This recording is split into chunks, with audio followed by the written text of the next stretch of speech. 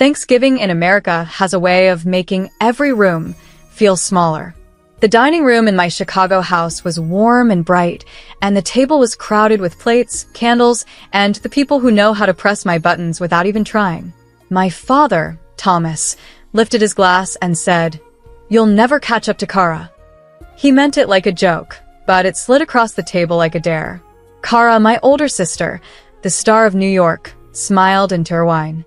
I took a slow sip of water and felt my feet settle on the wood floor that I own. I looked at my father and said, "Paid in full. No mortgage." The words were quiet, but they rang. Megan, my younger sister with the sharp eyes, froze with her fork in midair. Uncle David blinked. Aunt Grace's hands hovered over the bread basket like she had forgotten what hands were for. Even the old clock on the wall seemed to stop its soft tick. Outside, Lake Michigan wind pressed at the windows. Inside, I breathed in the smell of turkey and cinnamon and something like relief. I did not raise the deed like a banner. I did not list a single number, but the numbers lived in my chest anyway.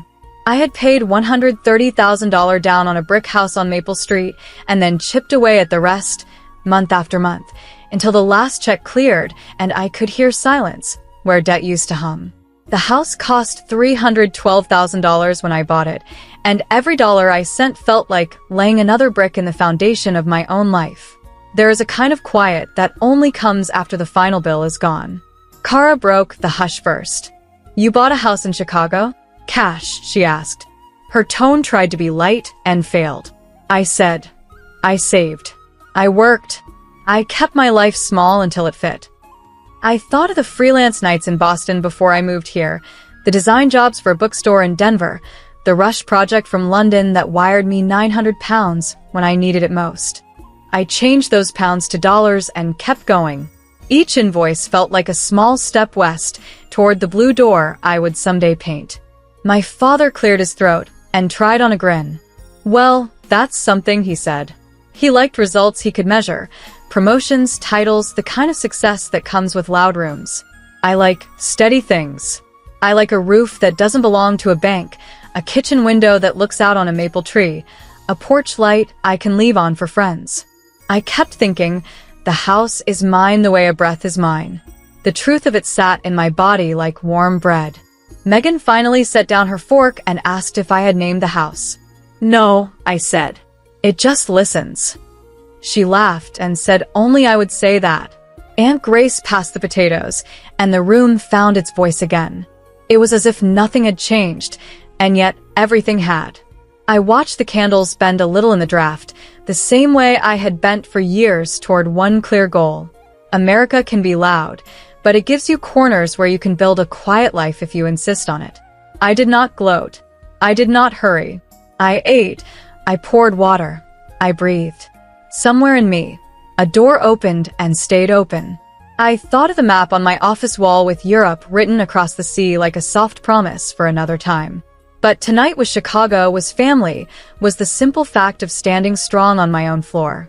My father lifted his glass again, softer now, and I felt the room settle into a new shape, one that fit me.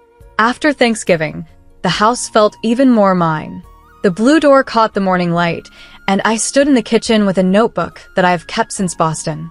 Inside are small lines that look plain to anyone else, dates, amounts, and notes like skip takeout or invoice sent. The first page begins with a decision I made 3 years ago in America. Every dollar would be a vote for the life I wanted. I did not know it would end at 42 Maple Street in Chicago, but I knew it would end with a key in my own hand. Back then, I worked days at the design studio with Marcus, who wore corduroy in every season and said, "Good work is quiet." At night I freelanced.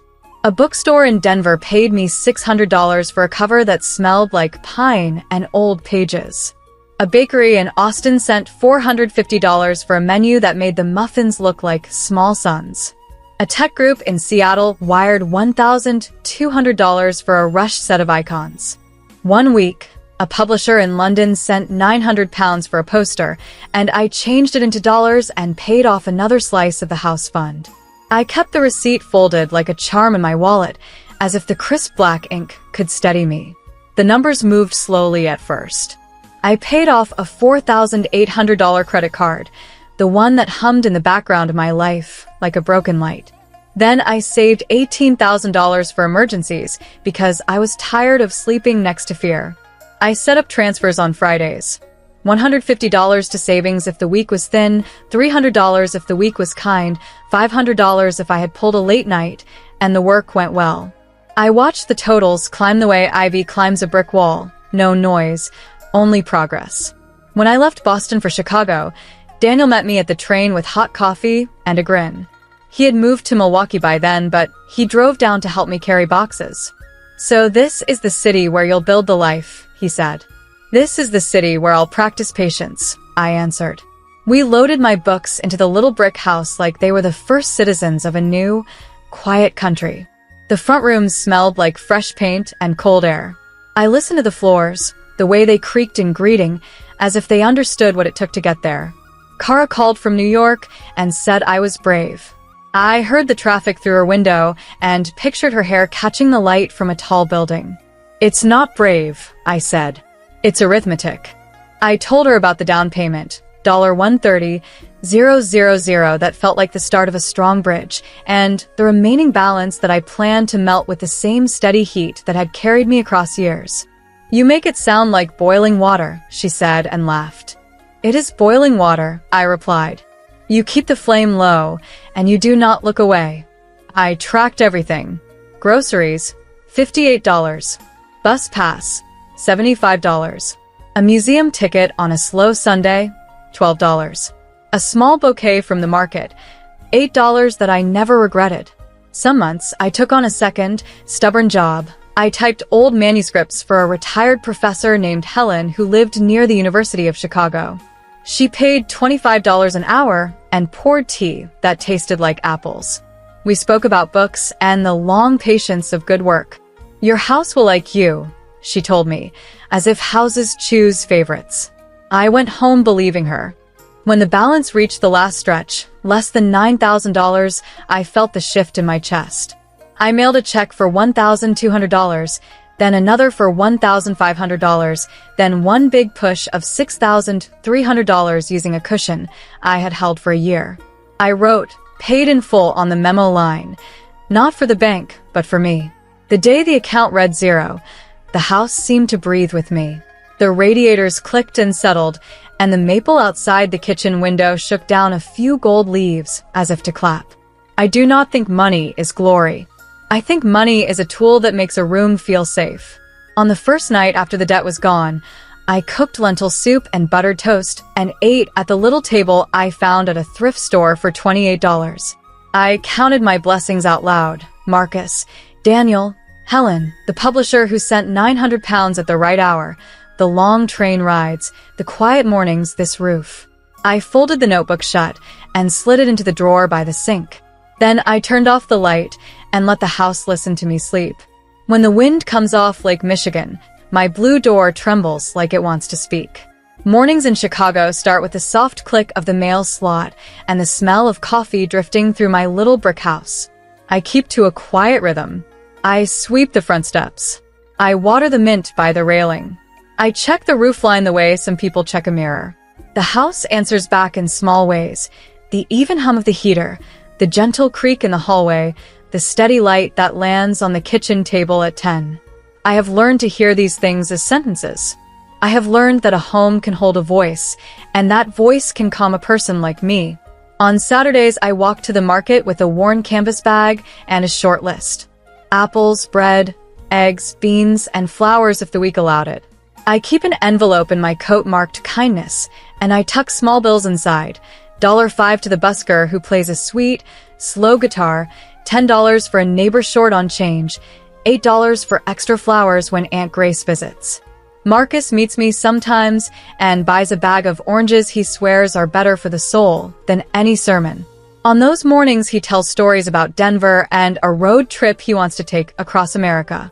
I say maybe one day I will go to Europe and stand on a rainy street in London, and he says, "Take me in your pocket."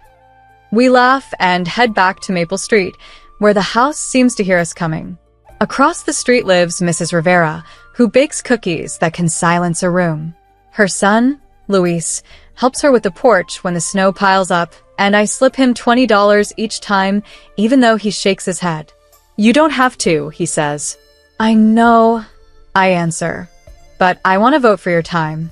He grins like a man who understands a tidy ledger. In the afternoons, I brew tea and sit by the kitchen window with a notebook where I write small things I want to remember. Refinish the banister, $1.75 if I do it myself. Buy a new lamp, $1.45 cap. Invite Megan for a long weekend. I list the names of people who make this house warmer. Marcus, Mrs. Rivera, Luis, my cousin Olivia in Portland who sends postcards with drawings of boats. Work hums along in its gentle way. A bookstore in Seattle hires me for a winter campaign, $1, $600 for a set of covers with pine trees that lean into the wind. A bakery in Austin asks for a spring menu, $500 and a promise of a cinnamon roll if I visit. One night a message arrives from a small press in London with a rush request and a budget of £1,100. I accept, finish the layout of my kitchen table, and send the file with a soft prayer to the Wi-Fi gods. When the money lands, I mark a line in the notebook, savings plus $1 for 100 after exchange, and close the cover with a happy tap. I like how the house feels in that moment, like a steady friend who nods when I make a good choice. I keep making the rooms mine with small, stubborn work. I paint the hallway a warm white that looks like cream in sun. I sand the banister in the evening while a radio in the living room murmurs old songs. I find a wooden table at a thrift shop for $42 and carry it home with Daniel's help when he passes through from Milwaukee. He tells me I need a name for the house. "Call it Harbor," he says. Or Quiet. I tell him the house is already named. It's called Paid in Full. He laughs and says no one will understand but me. That's enough, I say, and feel the walls agree.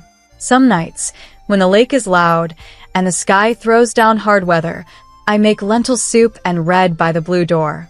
I can hear the radiators tick like slow hearts. I can hear the maple tap the glass. I can hear the page turn and the house respond with a soft settling sound, as if it is listening to the story too. I think about America, city by city, house by house, and how many quiet rooms hold the same wish I held, to feel safe without owing anyone for the roof over a bed. I think about Europe, a word that sits on my map like a silver coin I might spend one day. And I think about Cara in New York, racing the clock, and Megan in her small apartment, and my father in Miami with his golf hat and his second chance smile. Before sleep, I do a last round. I check the deadbolt. I lay out tomorrow's list. I put $12 in the kindness envelope because I have learned that giving away a little makes the rest feel bigger. I thank the house out loud. It is not magic. It is wood and brick and wires and pipes. But it also holds the proof of my slow math and my steady breath. When I switch off the lamp and the blue door glows faintly from the streetlight, I hear it again. The almost voice a home makes when it has someone to keep it, and that someone is me. Thanksgiving came around again, and this time it was my table in Chicago that carried the weight of the meal and the year. I ironed the thrifted linen, set out the good plates I bought for $28, and tucked a small card at each place with a person's name in my careful hand. Dad, Thomas, at the head, Aunt Grace, and Uncle David beside him, Cara across from me, Megan near the window, and 2 chairs for friends who had become kin, Marcus and Daniel. I slid a pie into the oven and wiped my palms on a towel. The house at 42, Maple Street felt wider than it looks, as if the walls had learned to breathe with us. The blue door caught the afternoon light and held it like a promise. People arrived in warm bursts. Dad set down a grocery bag and hugged me longer than he used to. "The place looks good," he said, which in his language is a confession of pride. Cara came with flowers that smelled like a story I might tell later. Megan carried a casserole she swore was a miracle. Marcus brought oranges and a small envelope marked for the band, in case we found live music later. Daniel, driving in from Milwaukee, carried a worn board for the cheese and a grin. He stood by the hallway and said, "You named the house yet?" I said, "Yes. I just don't say it out loud." He laughed and said, "Paid in full," and the radiators clicked like applause. We ate in the slow, glowing way that makes time feel generous. The turkey carved clean. The mashed potatoes took butter like a blessing. Conversations circled around jobs and winter and the price of coffee. When someone mentioned New York, I glanced at Cara. She was shining in that skyline way, but softer. 2. I'm thinking of a smaller apartment, she said, a little shy. Closer to the park. Less noise. Megan asked about the deposit and Cara shrugged. I have it, she said. I've been learning from you. The room warmed a degree. I told her I had saved $250 this week by choosing soup over takeout and finished a rush job that paid $900. Marcus raised a glass and said, to quiet victories. We tapped water and wine, and even Dad's ginger ale sounded like a real toast. Later, while coffee dripped in the kitchen, Dad stood and cleared his throat. Last year, I said you'd never catch up to Cara, he began, and everyone stilled, as if a small wind had moved through the room. I was measuring the wrong race, he said. You were building a different kind of life. He lifted his glass again. Paid in full, he said, smiling at me, and I felt the words rest in the house like they belonged here. Aunt Grace dabbed her eyes. Uncle David coughed away his own shine. Megan squeezed my hand under the table, and Marcus gave me that quiet look that says, keep going. I could feel the floorboards listening, the way Goodwood listens to the feet it holds. After pie, we layered on coats and walked to the lake, our breath making little clouds. Daniel slipped a $20 bill into my pocket for porch salt, and I slipped it into his palm for gas home. And we both pretended we won. Back at the house, I made a small show of flicking the porch light on, not because it was dark, but because I could. In the living room, Cara stood by the map and touched the word Europe with a fingertip. You'll go, she said. When you're ready, I'll meet you halfway. I nodded. I felt the tug of a rainy London street and the steady pull of this room, America as my anchor. When everyone left, the house went still in that kind, listening way. I washed plates, counted forks, and folded the linen back into a neat square. I put $15 into my kindness envelope for Mrs. Rivera's cookie fund and wrote one line in my notebook. Thanksgiving, Chicago, family, friends, $900 earned, $0 owed. I turned off the lights and stood by the blue door. The streetlight traced a faint silver along the paint. I said the name once, just to the room. Paid in full. And the house answered with a soft, settling sigh, the sound of a roof choosing, again, to keep me